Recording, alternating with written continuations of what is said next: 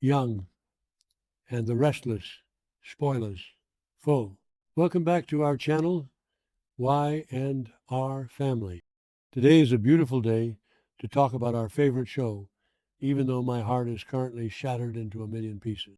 We are diving deep into the absolute emotional roller coaster that just destroyed us all. And trust me, we have a lot to unpack. Let's get right into the madness. I cannot breathe. I am literally typing this at 2 a.m.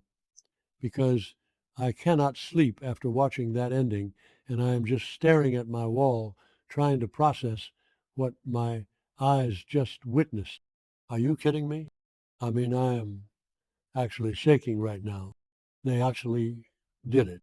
They pushed Nikki Newman to the absolute brink, and I am sitting here trying to process Victor's scream. That scream, it is going to haunt my nightmares for weeks, guys. I need to get this out of my system before I explode, because this episode of The Young and the Restless just broke me into a million tiny pieces, and I don't know how to put myself back together. Wait, I'm getting ahead of myself. Let me back up, because I have been screaming at my television for weeks about this exact thing. Victoria was right. Victoria has been begging, literally begging, Nikki to go to a doctor about these severe headaches. And what did Nikki do? Uh, she brushed it off. She blamed it on her MS. And what did Victor do? He was too busy playing God with Matt Clark.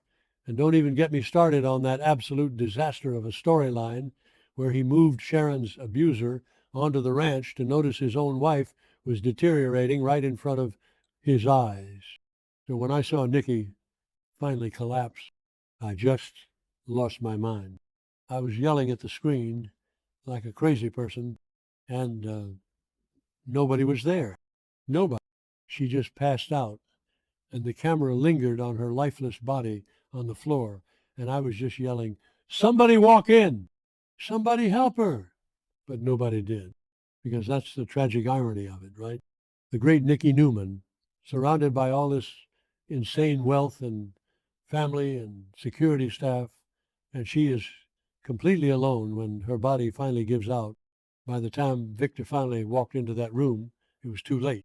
I mean, it was too late. The sheer panic that set in when he realized she wasn't just taking a nap on the floor was palpable. Let's talk about Victor finding her, because, wow, I have been watching this show since 2015, and I have seen Eric Braeden do some incredible, heavy acting. But this was next level stuff.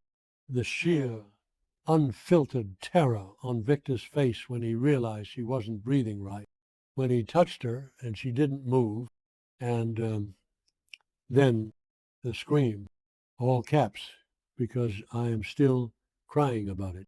He screamed her name with such visceral, gut-wrenching pain that it actually made me jump off my couch. It wasn't the powerful, controlling, manipulative Victor Newman we've been seeing lately. It was just a broken man terrified of losing the absolute love of his life. Am I the only one who kind of forgot how much he actually loves her? Because I've been so mad at Victor lately. I mean, he moved Matt Clark onto the ranch. He's been gaslighting Nikki. He's been tormenting Jack and using Diane. But in that one split second, when he dropped to his knees next to Nikki's lifeless body, all of that melted away. You could see the decades of history between them flash before his eyes. He loves her. He loves her so much that his soul practically shattered when she wouldn't wake up. It was so raw and real that I felt like I was intruding on a private moment. But then we get to the hospital, and things go from bad to an absolute nightmare. I was expecting the usual soap opera trope, you know.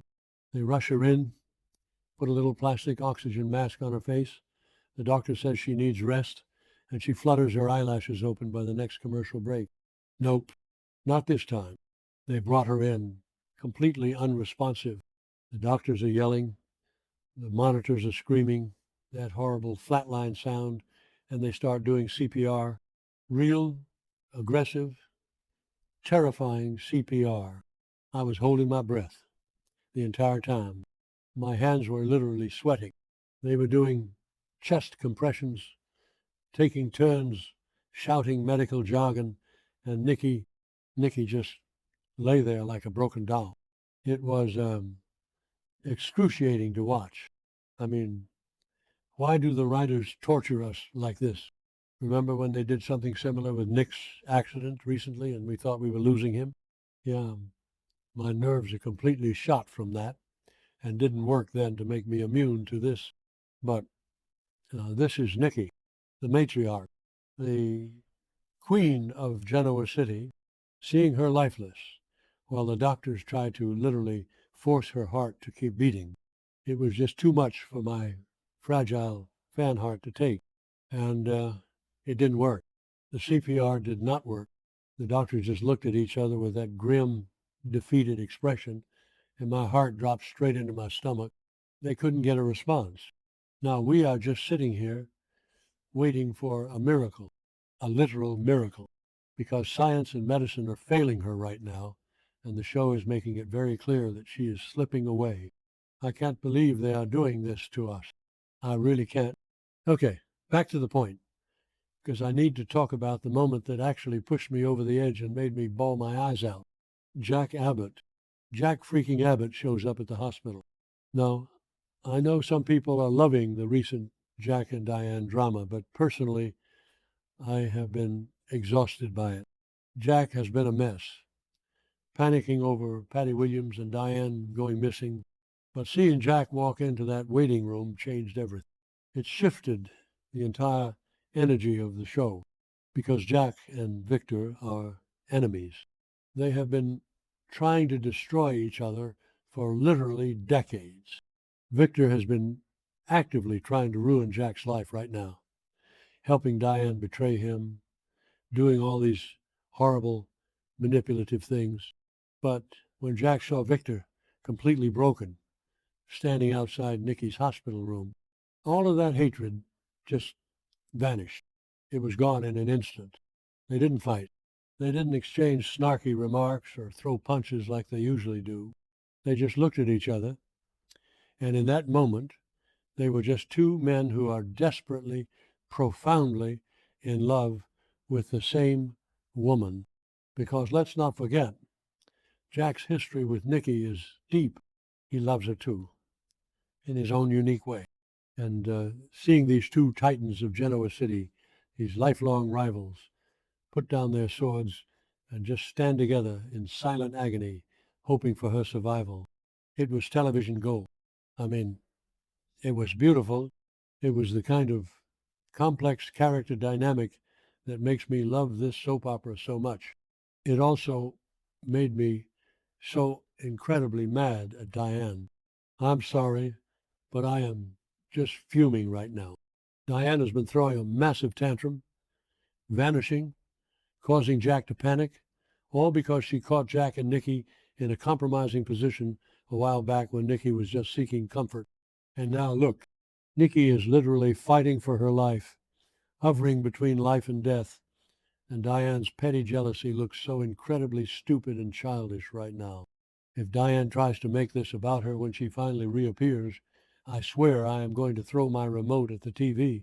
I kind of hope Jack realizes how trivial his drama with Diane is compared to what Victor is going through right now. But what is going to happen to Nikki? Because I am terrified for her. The doctors made it very clear. She needs to wake up immediately.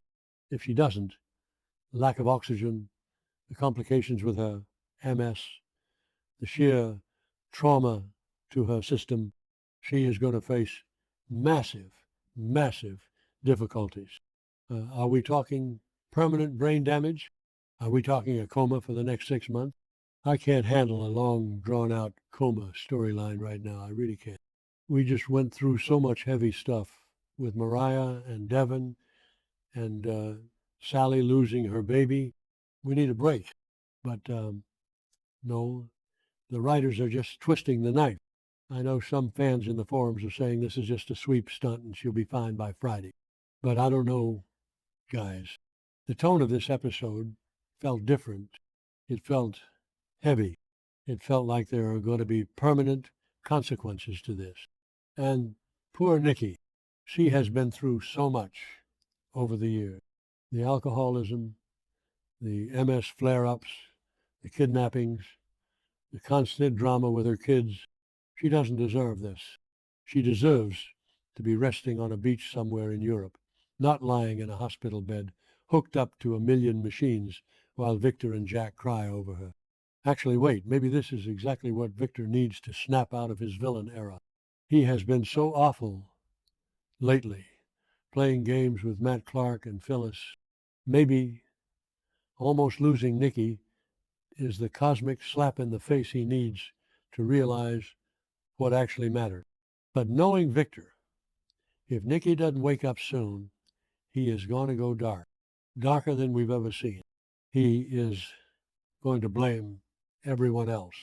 He will probably blame Jack or Victoria or even the doctors. And with Nick already spiraling with his drug addiction and Adam playing dangerous games in Vegas with Riza, this family absolutely cannot survive losing Nikki. She is the glue. She is the only thing keeping the Newman Empire from completely imploding into a pile of toxic ash. So I don't know what to do with myself right now. I kind of want to fast forward to tomorrow's episode to see if she opens her eyes, but I also kind of want to hide under my blankets and pretend this isn't happening. Will the miracle happen? Will she squeeze Victor's hand at the last second just as the monitor flatlines? Or are we about to watch the Newman family completely fall apart in real time? I am dreading the next episode, but I also know I am going to be glued to my screen the second it airs. I need a drink or a nap or both. Please tell me I'm not the only one losing my mind over this ending. Drop your thoughts in the comments because I desperately need a support group right now. We need to pray for Nikki Newman, y'all, because Genoa City is simply not Genoa City without her, and I am not ready to say goodbye. Not today, not ever.